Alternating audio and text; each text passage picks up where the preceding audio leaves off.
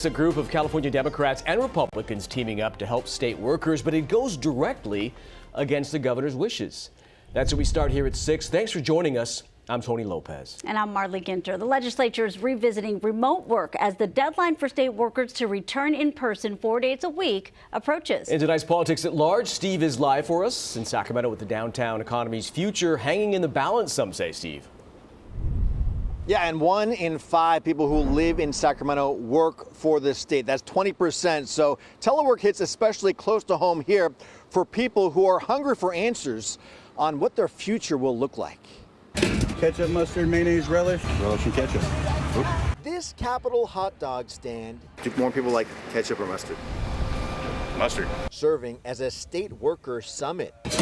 2 hot dogs. Aaron Jimenez started the stand post-pandemic and is waiting to see if a return to work order by the governor will mean more hot dog sales for him.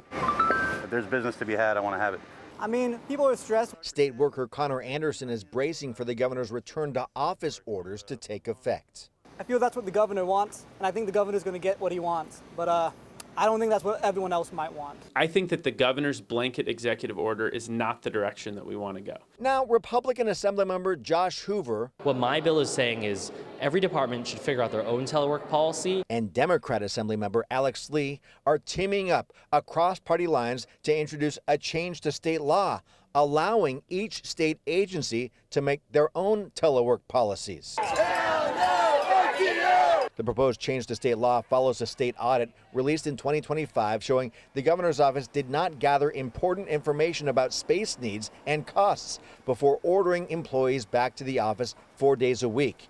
And that ending telework could cost the state $225 million a year. The governor's office issued a response reading in part, "We respectfully disagree with the auditor's findings."